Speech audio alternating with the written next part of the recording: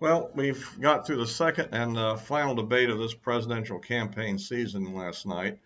And just like I kind of predicted before, it looks like that the mute thing didn't really work to Trump's disadvantage at all. In fact, it forced him to be fairly disciplined, so that we heard what both candidates thought, and then the discussion period afterwards allowed him to get in his points. I think we clearly had a biased debate. The moderator obviously was trying to ask questions that would shift the balance of the debate in favor of Biden, and not ask questions that would shift it in favor of Trump. Although Trump was able to interject his main point, which was the idea that the Biden's family had been engaged in getting a lot of foreign money, and somehow hiding it in some kind of a corporation or something through his son Hunter, and then somehow distributing the benefits to the family in some fashion. Um, uh, so, and I think he got those points across. That obviously only the hardcore, non-thinking person would think that a bank account, which wasn't secret and disclosed between a couple of years before he ran for office, and closed before Trump ran for office, would be of any significance. So I think that's the debate overall. I think is considered to be a Trump win, and the real issue is, of course, how much impact it will have. Supposedly 47 million people have already cast their vote. Again, exactly how they could count as accurately as they're claiming, down to 208 at the end. I'm not sure what that means. Does that mean on mail-in ballots, the ones that have actually been received to date, for instance? Good question. But at any rate, there's a lot of early voting, and we don't know the significance of it. I voted yesterday, and I'll have to say that the lady was standing behind me. I made a comment to the fact that the voting system where I was is different than it was in the last election, um, using a interesting system in which you use a machine to select the candidates, and then it prints out a paper uh, printout of what you voted for. Then you have that optically scanned, and then they save the paper ballot. So I guess in the event of a recount, they can go through manually on the paper ballots, but it's yet printed out clearly, so there's no halfway colored in votes and stuff. So it's a good system, I guess. But anyway, I made that comment, and the funny thing was, she said, "This is the first time I ever voted." And I would say this lady was, well, easily in her 60s, if not older. So, so I don't know what this implies. Who are these supposed new voters, and which side are they on, or are they just randomly distributed? We don't know, and that's why I say it's kind of hard to tell based on all the data we got. I mean, taking the mainstream media, your New York Times, ABC, CNN polls, and of course Quinnipiac, not to be undermined, uh, uh, any at face value, you'd have to say that they would be it would definitely indicate that it's going to be a Democrat win running away. On the other hand, there are other polls, particularly the Rasmussen and IBD tip, uh, and some state polls by Trafalgar, which all kind of suggest a far closer race. And then, so it's hard to know at this point whether or not this, what will ultimately happen, and we can only kind of wait and see on that one. But I think the thing that comes out of all this that's very serious and is very alarming is the fact that you have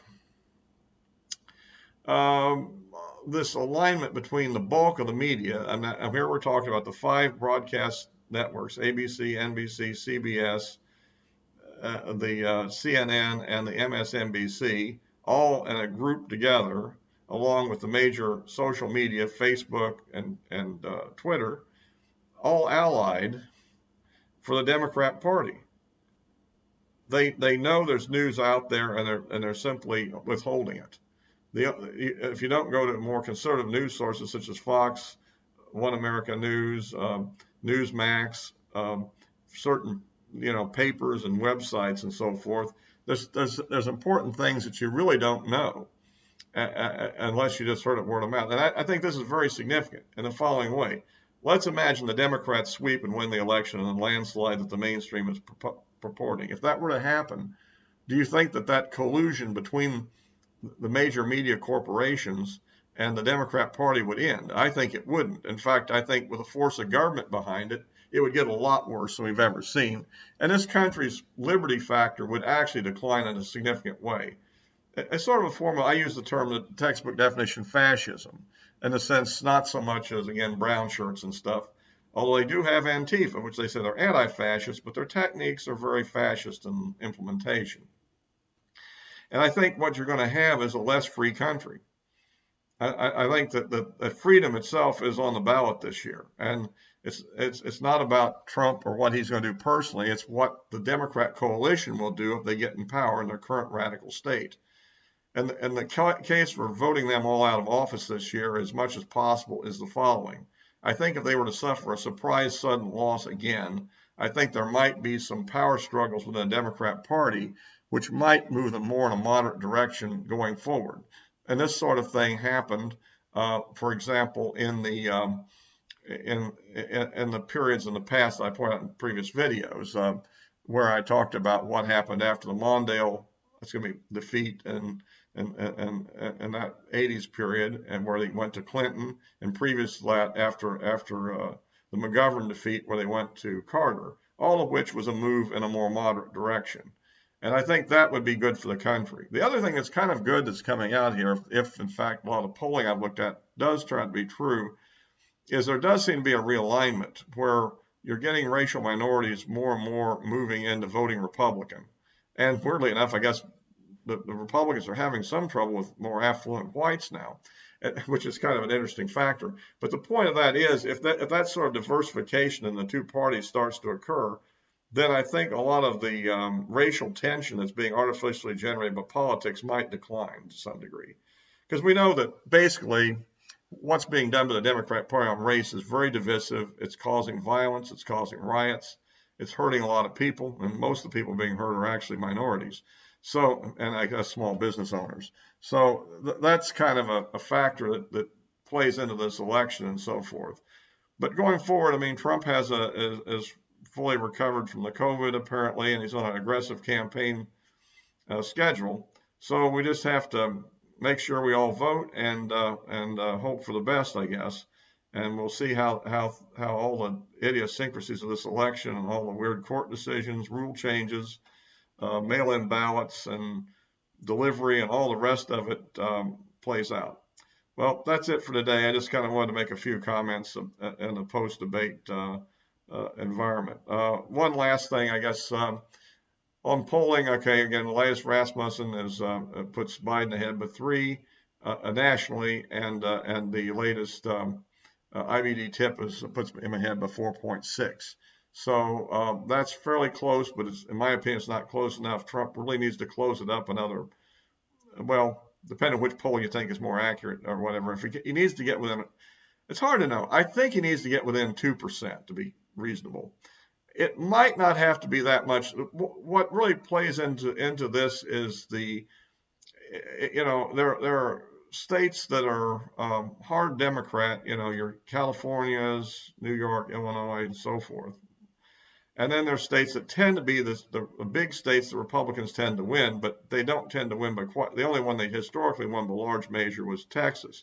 And if the rumor last year, that was only 9.6%. With the fringe candidates out, that would conceivably could fall a little bit from that.